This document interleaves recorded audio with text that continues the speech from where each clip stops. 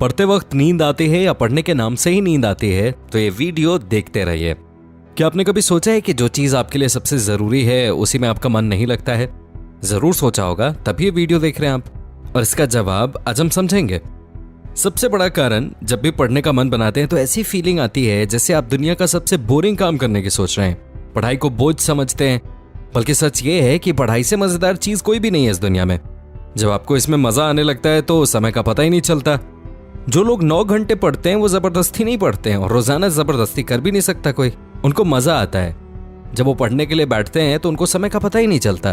पर इन बातों पर आपको विश्वास नहीं हो रहा है ना? कोई बात नहीं, अब मैं आपको कुछ टिप्स बताऊंगा जिनको यूज करके आपको पढ़ाई बिल्कुल सजा नहीं लगेगी और आपको मजा आएगा। पहली टिप, 21 दिन का चैलेंज।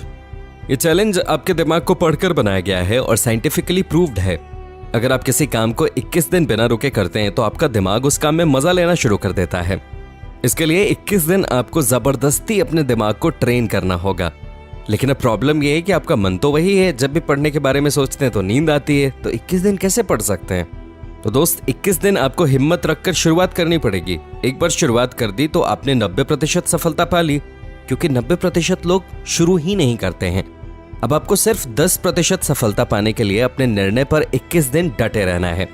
और दोस्तों, ये 21 दिन वाला नियम सिर्फ पढ़ाई से रिलेटेड नहीं है। आप कुछ भी प्राप्त कर सकते हैं इस नियम से। फॉर एग्जाम्पल, अगर आपको कोई गंदी आदत छोड़नी है तो 21 दिन उसको मत करो, आपका दिमाग उसी तरह ट्रेन हो जाएगा।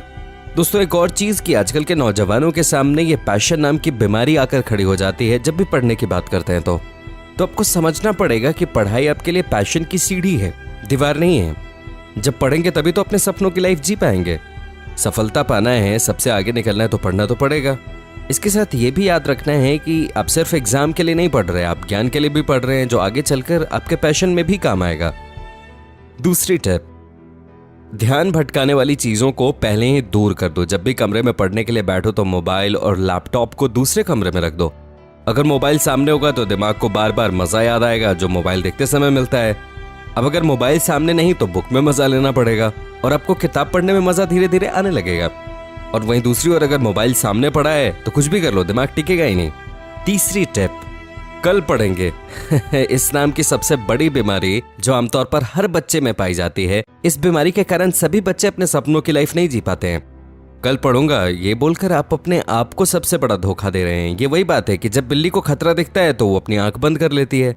जब आप ये कहते हैं कि कल पढ़ूंगा तो आपके दिमाग को पता होता है कल का भी कल होता है। कल आने पर भी मन में कर लेंगे कि कल पढ़ेंगे।